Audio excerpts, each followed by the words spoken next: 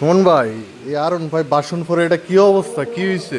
আগে দেখতাম পালসারের আর হইলো সুজুকি কোম্পানি সুজুকি জিক্সার মনোটনের টাঙ্কি জং লাগতো। হইলো এসিয়া লবণ কোম্পানির গাড়ি, ঠিক আছে।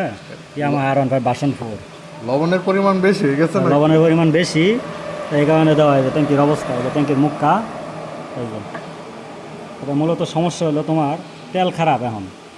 এই তেলের কারণে তোমার রিপেয়ারিং ভালো হয় না, এই তেলের কারণে সব গাড়ি ট্যাঙ্কি জং লাগতেছে, এটা অবস্থা।